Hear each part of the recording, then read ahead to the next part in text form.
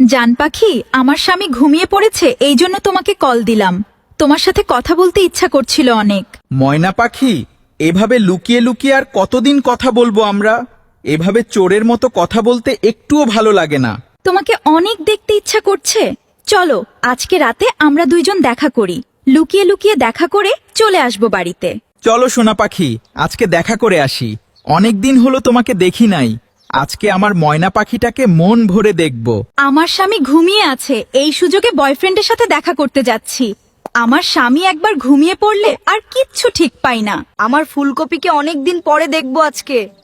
আমার কলিজাটাকে বুকের ভেতরে নিয়ে বসে একটু সময় কাটাবো আজকে। ময়না, তুমি এখানে এসেছো, তোমার স্বামী যদি বুঝে ফেলে, তোমার স্বামী বুঝে ফেললে তোমাকে অনেক মারবে, আমার সহ্য হবে না। আরে পাগল, আমার স্বামী কিচ্ছু বুঝতে পারবে না। আমার স্বামী একবার ঘুমিয়ে গেলে আর কিছুই ঠিক পায় না। তুমি কোনো টেনশন করো না।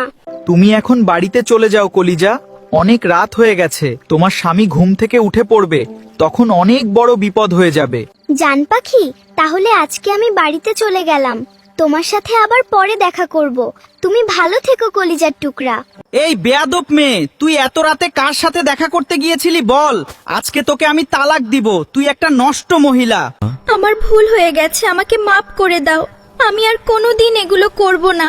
এবারের মতো ক্ষমা করে দাও কলিজা। তোর এই ভুলের কোনো ক্ষমা নাই আমার কাছে। তুই কালকে সকালে বাড়ি থেকে বেরিয়ে যাবি। আরেকটা কথা বললেই মার খাবি এখন।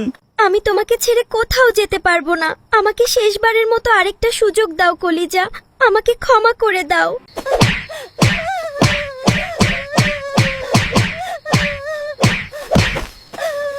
ও আল্লাহ, যারা এই ভিডিওতে লাইক, কমেন্ট, ফলো এবং শেয়ার করবে, তুমি তাদের বাবা মাকে ভালো রেখো, তাদেরকে কোটিপতি বানিয়ে দাও।